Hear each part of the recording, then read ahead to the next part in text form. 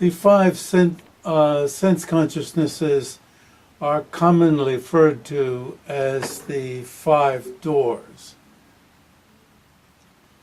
The go-nga. Go is door. Nga is five. Nga is I. This I. Self. Nga. Nga. Hi. Nga. Or as it's pronounced, as Ladhya Rinpoche said it, Nga. Nga. Nga. Nga. Nga is five. So the L that's above the Nga is gets more of a pronunciation where he was from, in Kham. There are so many different dialects in Kham, I can't. That's why I said where he's from. I'm not familiar with the very many dialects, of course, from Kham. Some more through the nose. In central Tibet, it's a high nga, nga, nga. Whereas I, meaning oneself, nga, is a lower nga. In Tibetan pronunciation, this is called very female. It's that column of letters, nga, na, nya, ma, are called very female. Shindu mo. Mo is, of course, female, and Shindu means very, very female. Whether that's sexist or is it undoubtedly is claimed to be an observation of females. All right. Now it's not. Yeah.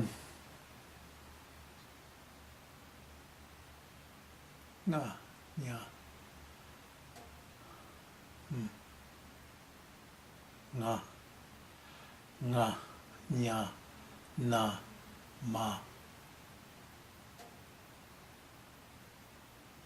Is it breathy? That's not identified as, it's not taught as breathy. The breathy is the second column. Ka, cha, ta, pa.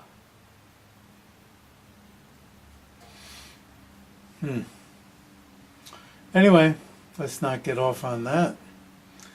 Divert into that topic to avoid having to explain the difficult topic. The 8 collections of consciousness. 8 collections. Because there are a whole bunch of each of them. Each of the 5 doors. The senses are, the sense consciousnesses are doors. Eye consciousness, ear consciousness, nose consciousness, tongue consciousness, body consciousness.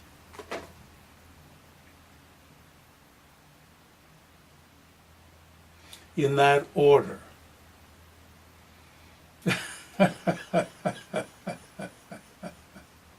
Eye consciousness, ear consciousness, nose consciousness, tongue consciousness, body consciousness.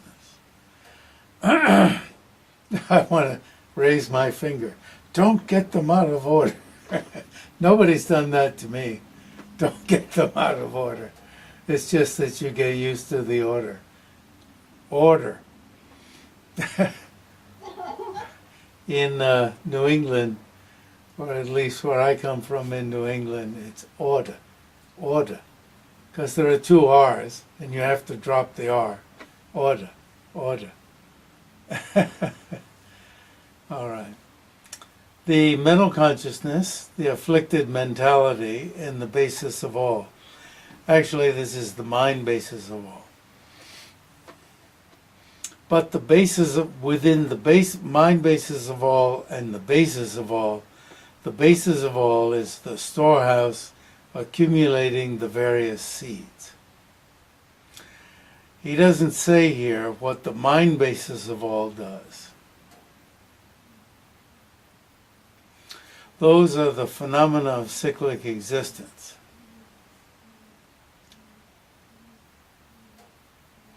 How do those proceed in cyclic existence?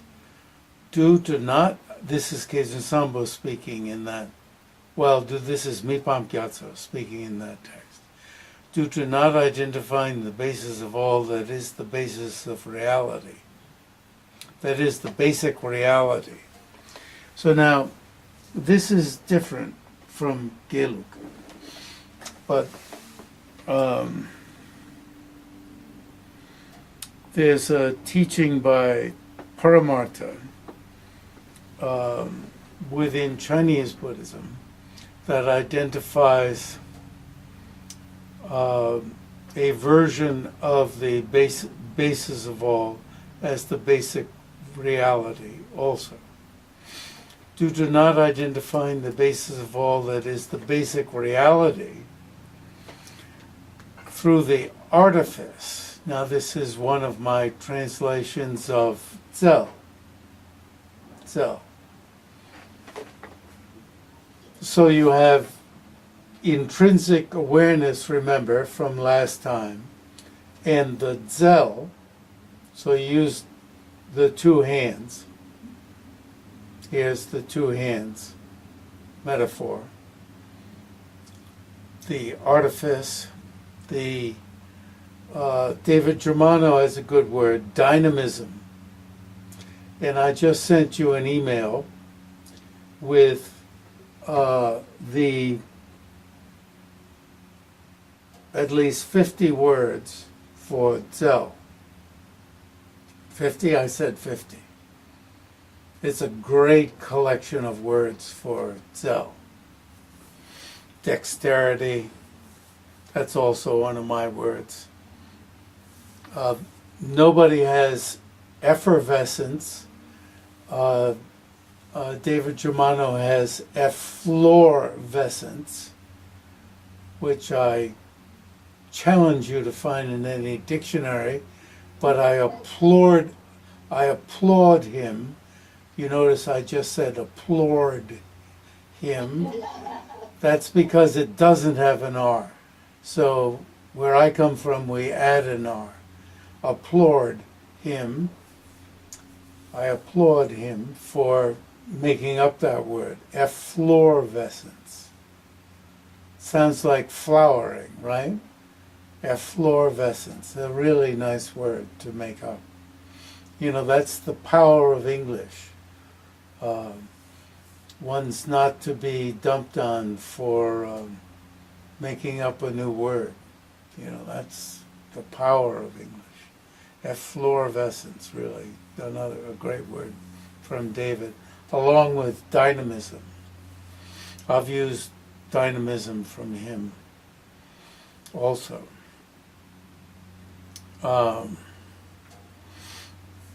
So, through the artifice can have an ugly meaning too, but of course this is on the bad side here. You don't recognize the basic reality. So from the ugly side of the efflorescence of the intrinsic awareness, objects are engaged whereby the 8 collections of consciousness, which is how cyclic existence operates, dawn.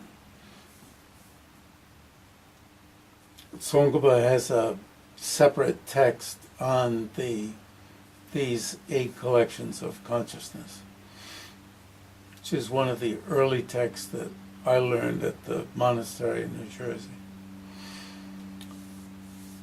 And Gareth Sparham has I think he's published that translation. Jeffrey,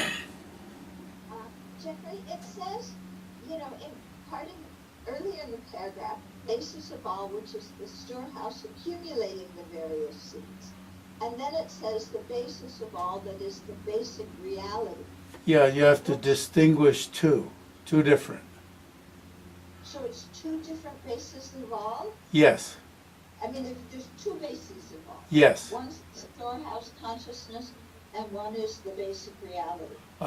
I think we're going to come up in this system with three. One will be the storehouse, basis of all. Even in Geluk there are two. The storehouse, which just called basis of all. And then the consciousness basis of all. So you get consciousness basis of all, or the basis of all consciousness. And then you get basis of all, which is not a separate entity from the basis of all consciousness. I'm speaking Geluk right now, but probably true here, or could be true here. In other words, in a system in which the mental consciousness is where the seeds are stored, the place where the seeds are stored is the mental consciousness. So that mental consciousness you can call the storehouse. So it's not a separate entity from the mental consciousness. Right? So in the same way, the mind basis of all, or the consciousness basis of all, either way, is not the storehouse. The seeds are stored in it. Like, for instance, if I rubbed garlic on my hand, the garlic smell, the garlic would be rubbed into it. If I rub something sweet smelling into my hand, it would be stored there too. And if I rub something neutral into my hand, its smell would be there. So the mind basis of all is something capable of taking all smells, so to speak, or virtue, non-virtue, and neutral karmas. So the mind basis of all and the basis of all are two things, so to speak. The base of all is the repository of all seeds, and the mind basis of all is something in Geluk that knows what all the other consciousnesses are doing. It knows them, but doesn't register them. It is aware, but not registering them in Geluk. So it is a consciousness. So they are the same, those two are the same entity. Then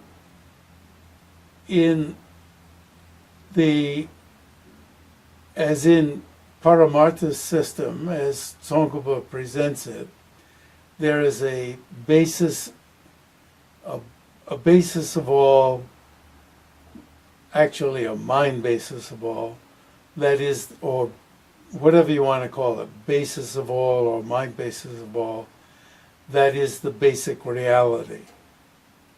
And it is actually called a ninth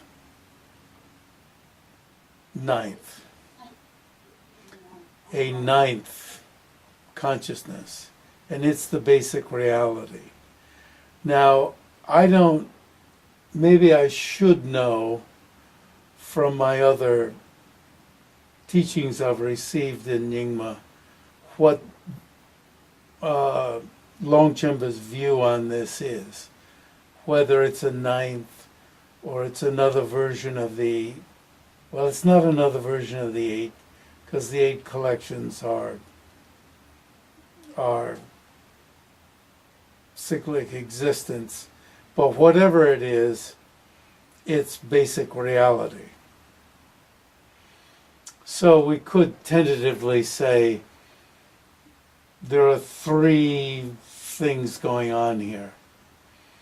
A mind basis of all that's involved in cyclic existence. How can we say this? Because there are eight collections of consciousness that are involved in cyclic existence. And the storehouse basis of all is these seeds that are associated with the mind basis of all. And then there's this basis of all that is basic reality. There's three things going on here. And how you're going to get away with three, how you're going to get away with talking about three, obviously I'm not quite sure on. But as we know, somebody like Mi-pam-gya-tsho is concerned with how you talk about them. Just as he's concerned with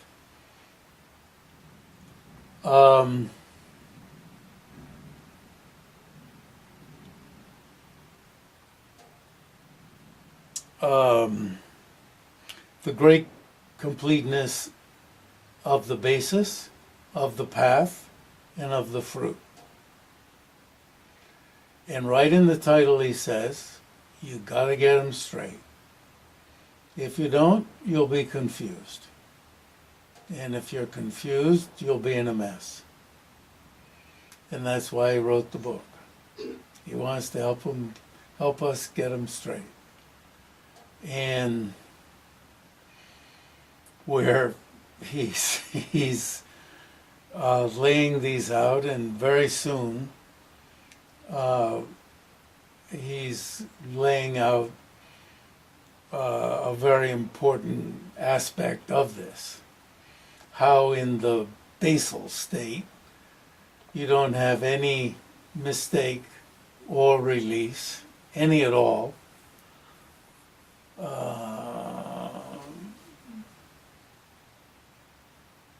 But somehow there is mistake and release. Right? And he's going to tell us clearly how there is. Okay.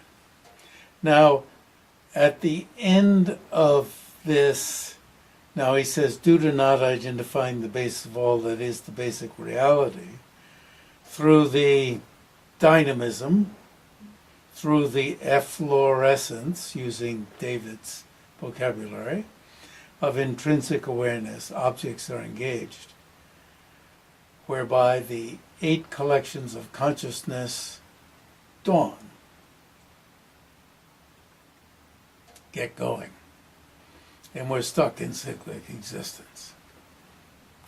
So, the eight collections of consciousness. So, the afflicted mentality in Geluk, it is what misapprehends the nature of the person, and the person only. It's the mental consciousness that misapprehends apprehended object and apprehending subject as different entities. The mental consciousness. I don't know in Nyingma. So here it said, apprehend their minds, their mind, maybe not plural, as the eight collections of consciousness, but do not know the noumenon of their own minds. Or is it singular mind? Wow. Can't tell in Tibetan. You know, generally,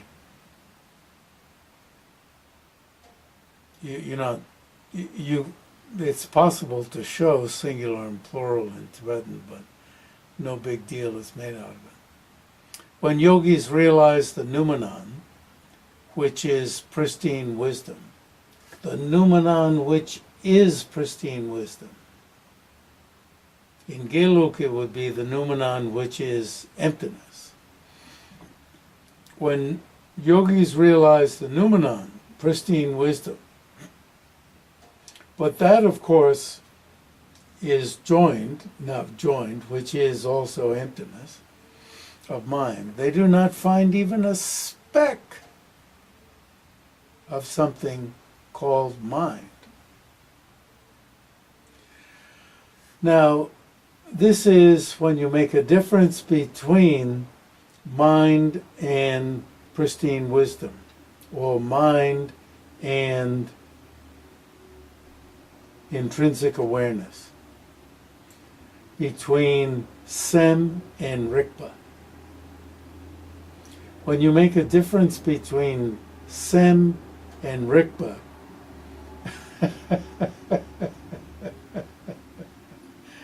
as one scholar yogi of Jonang said, Sem is bad, Rikpa is good, and he was laughing. Rikpa is the deep mind. Sem is the superficial one caught in cyclic existence. So, but even Mi-pam-gya-tsho will sometimes use Sem in a deep way. Sometimes. So you have to watch. Some will sometimes use mind in a deep way, sometimes. But when the difference is made, then Rikpa. So, you see,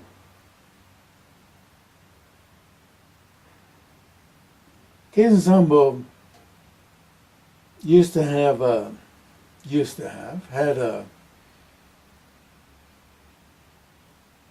he'd occasionally lay on me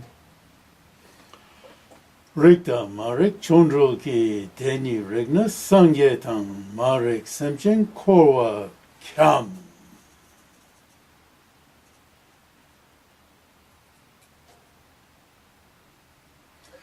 Rikta Marik Chondro ki Teni Rigna Sangyetang Marik Semchen Korwa Kyam. Not with quite that much emphasis, but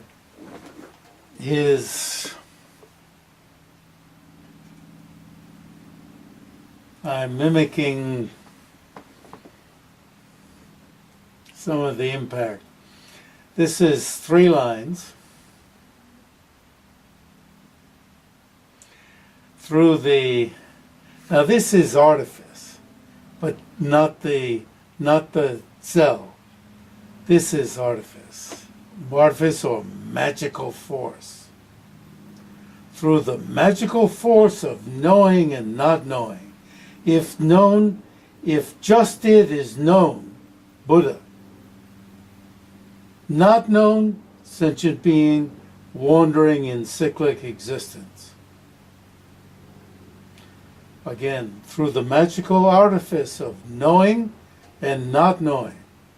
If known, if just it is known, if it itself is known, Buddha.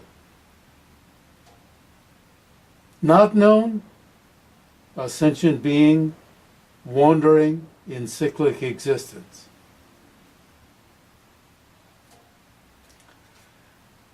He gave this as an example of a lama sitting down with a sentient being.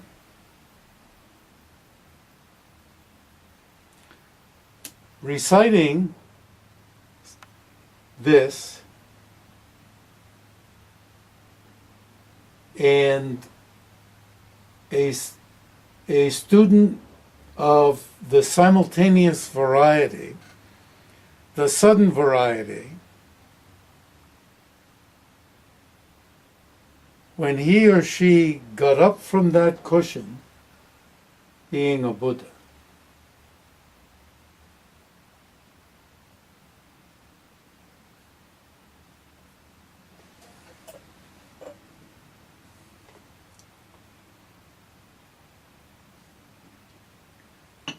Maybe he did it with me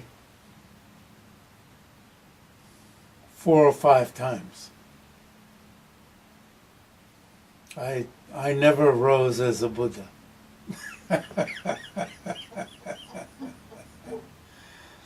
Rikta marik chondruki teni regna sangyetan marik semjeng korwa kyam.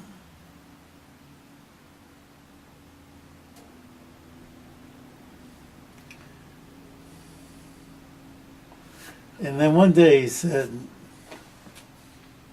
how long can someone try being a person of sudden enlightenment?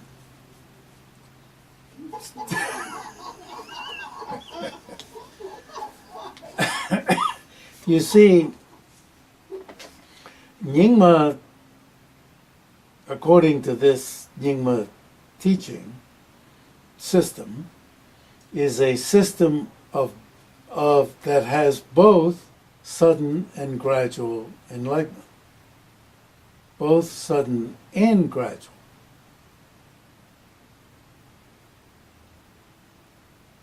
It's not a system of just sudden enlightenment, and if it doesn't work, you're left penniless. It's both sudden and gradual.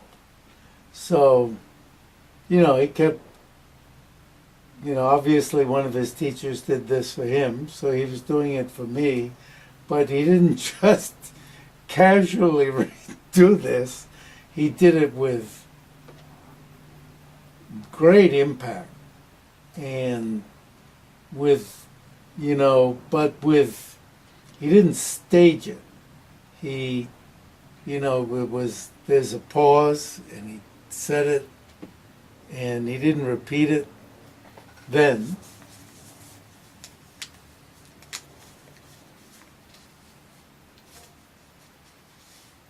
Now, one reason why I'm repeating it, you see that the term Rick is, it's like marikpa, not know. Basic word is no. And I'll say, as a child, I reflected on the meaning of rikpa, Rick. And I decided it means knowledge. I was a real small kid. I could walk at that point. About the height of the table the computers on. I was thinking about Rick, and I said it means knowledge. So when I first translated it, I translated it as knowledge.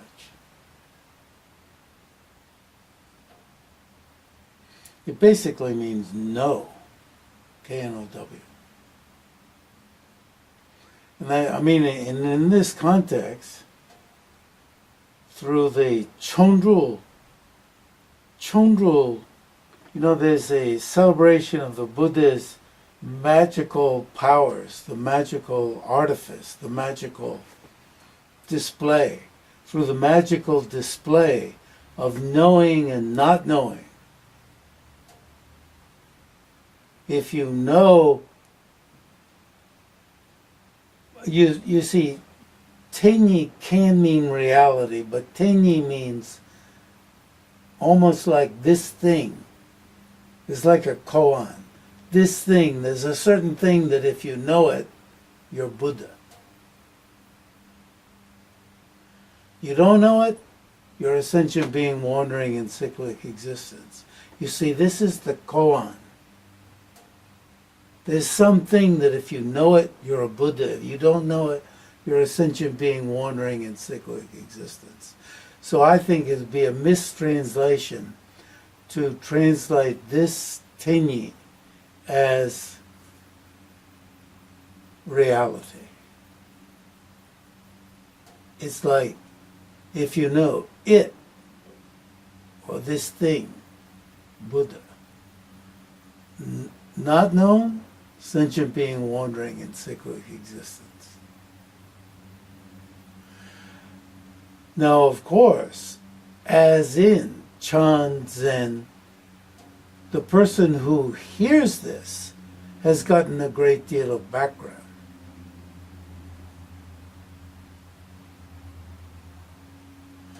Has got something to work from.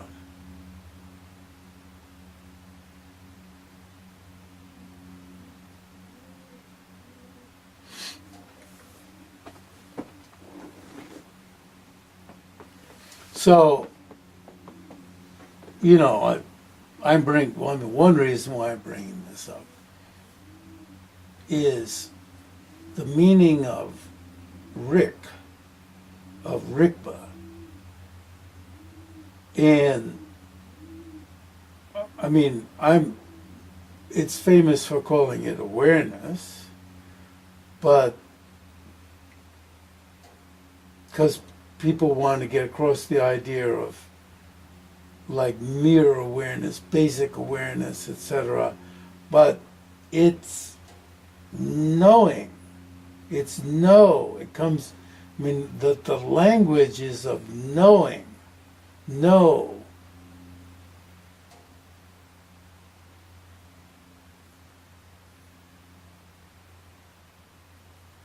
It's not, I'm saying, it's not contentless. You know something.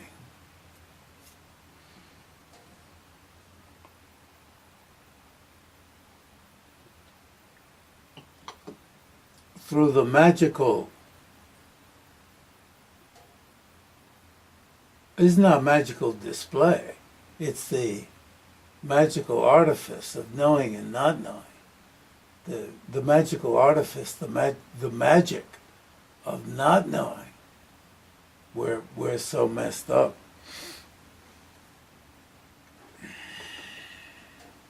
So, intrinsic awareness,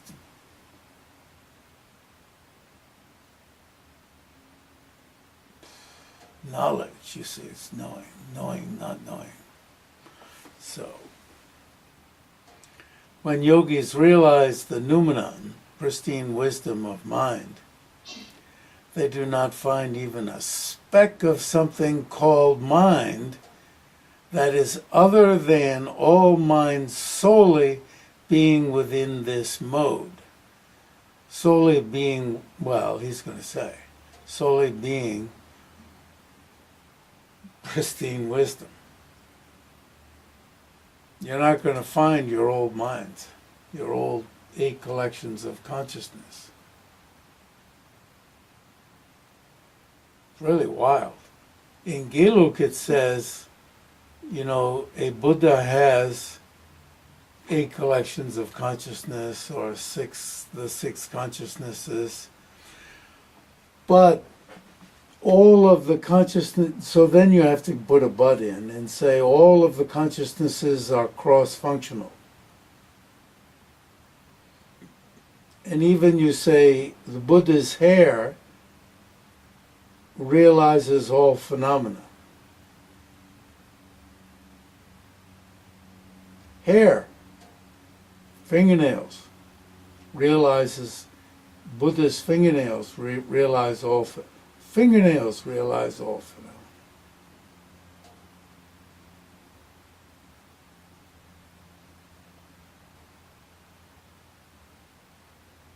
A Buddha's house realizes all phenomena.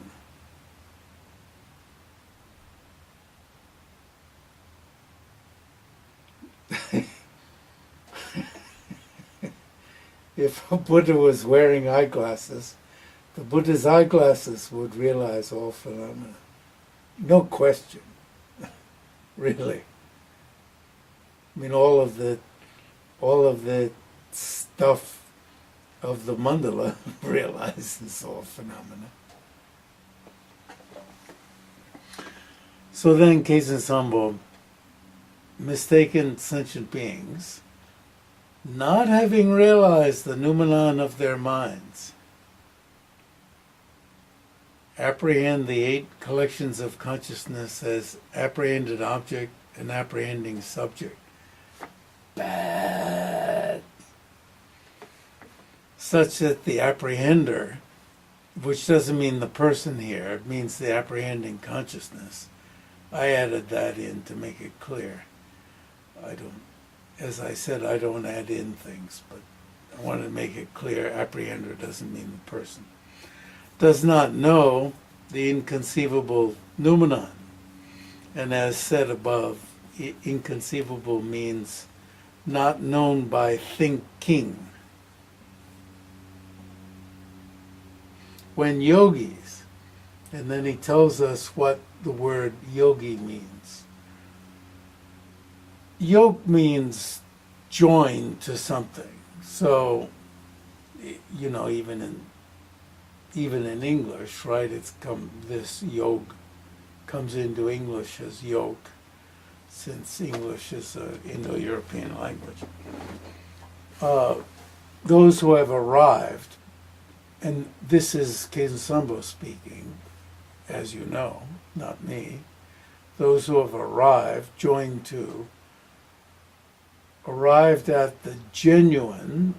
In Tibetan it's Nel Jor. And I don't know how they get Nel out of, Jor is easy, that means join, arrive. And I don't know how they get Nel out of yoke, but there are creative etymologies where you add letters in. Nelma means genuine or natural. Genuine meaning of the noumenon. Those who have arrived at the genuine, and then whatever the context is, you add genuine meaning of whatever the context is. Genuine meaning of the noumenon. Realize that all mistaken minds, and then he gives 3 choices: appearances, zel, dynamism, which I'm translating here as dynamism, but you'll have, I'm claiming 50 words, dexterity, effervescence, efflorescence, prowess, projective prowess. Now then, vibrancy. You don't have this is, it used to be over this shoulder. Nguyen Langdon.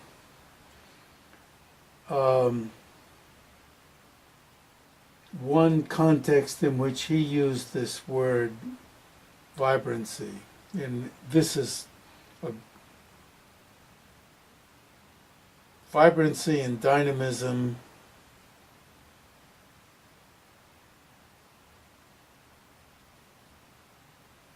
would be good ones. Vibrancy, I think, is the one I've used for his meaning here.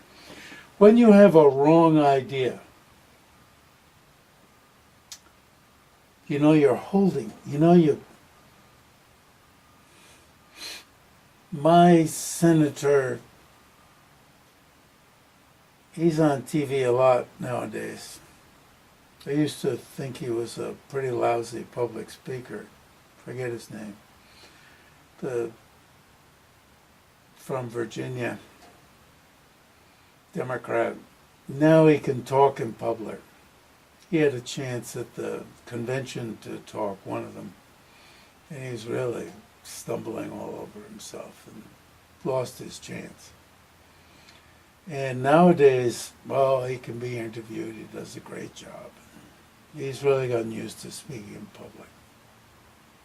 And he's really good, really good. So, he's really good. And so, I don't know how strongly I'm holding that, but yeah, let's say I was really convinced. You know,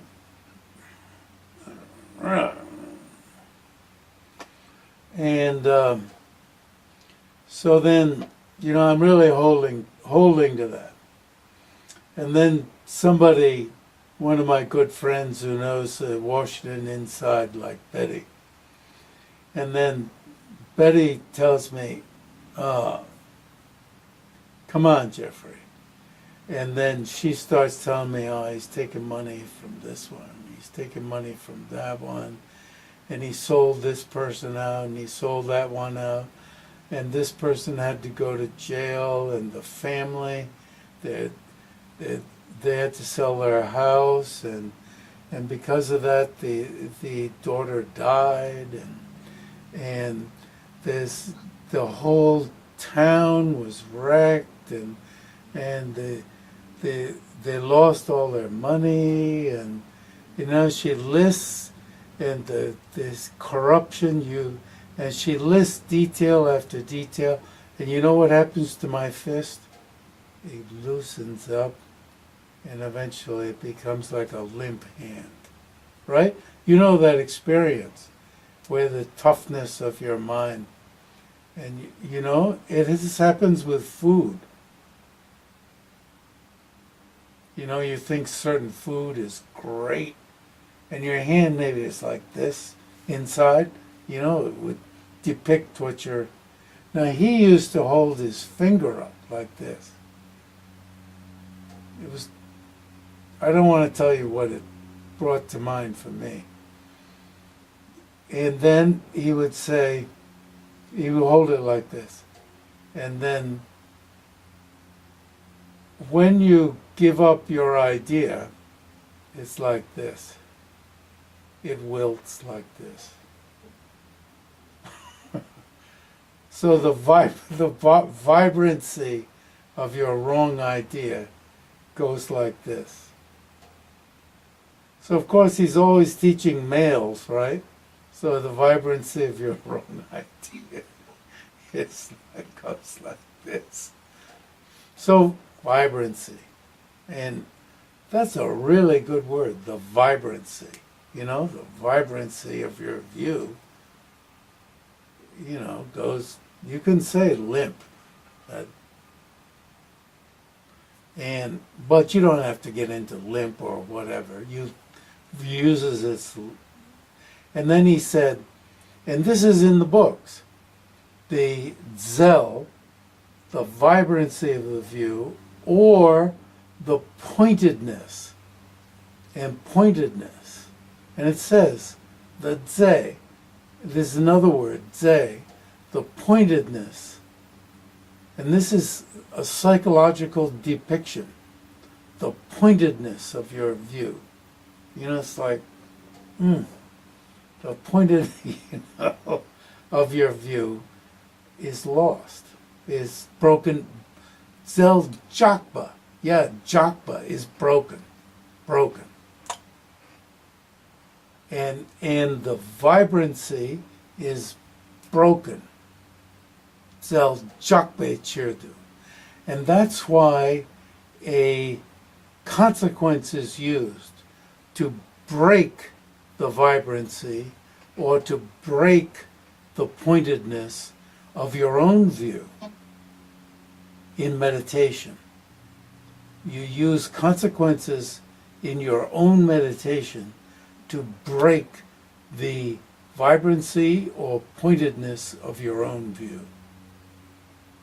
So you see, the vibrancy of my holding to the inherent existence of Jeffrey. To break that down. We use words like this. It's the same. It's the same culture. Break the vibrancy, to break the pointedness of my own view. And then when debating, to break the vibrancy and pointedness of the other person's view.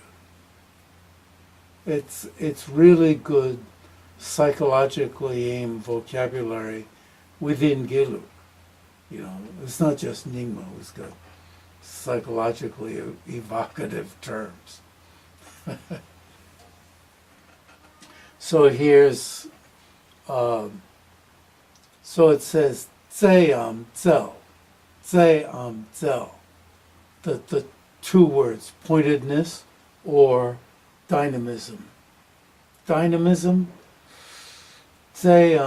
vibrancy. You see, I tend toward vibrancy as better than dynamism, but you know, I'll switch around among the words to, you know, keep alive. Except in written texts, it's better, preferable to stick with one, especially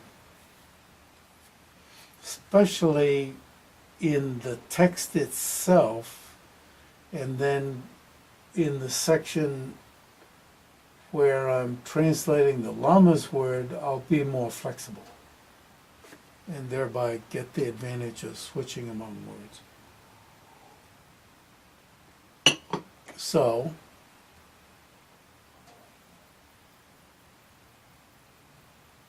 in the pictorial, which is a bit more like efflorescence or effervescence. Bubbly.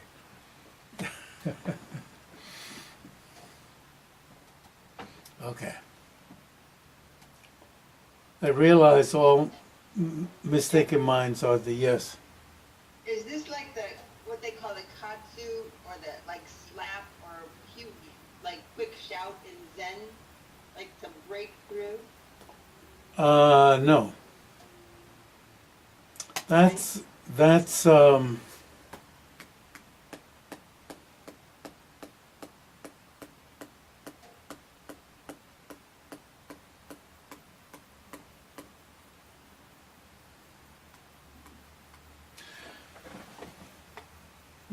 the three lines that I read.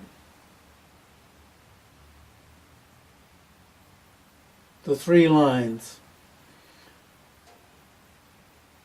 That's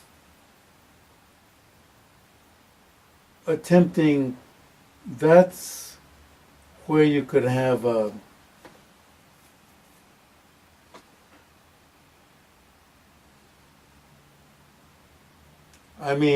that is the slap or whatever has many functions, but it's to bring you out of your dullness, but at best to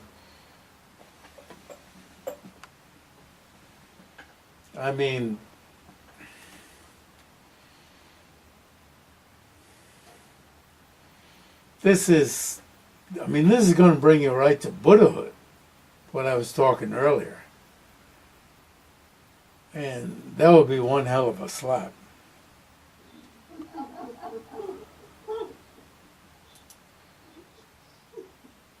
So here we have three choices: appearances, dynamism, or sport. The inconceivable noumenon, which is pristine wisdom, not mistaken mind. They know that all of those former minds were mistaken minds. Yeah, if you could put it together, I'm now penetrating to what your point is. If you could put it together that all of these minds, that all of these mistaken minds that you were taking to be reality were just mistaken minds, and you could, in place of them, just experience pristine wisdom. Yeah, okay, yeah.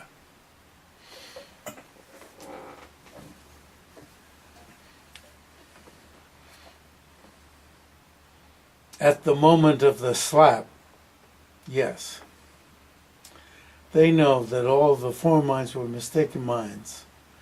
The non-existent seeming to exist with not even a speck to be found.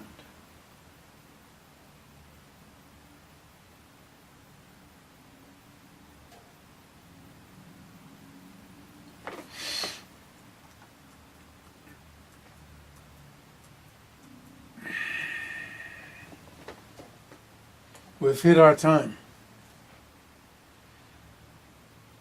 Okay. So,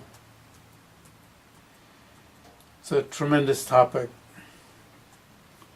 Rikpa Tang, Rikpa Tzel. And as one other point, basal appearances, another translation would be appearances of the basis. So that what we had earlier, basal appearances. Another translation of that would be appearances of the basis. So, good to see you. See Thank you. in a week.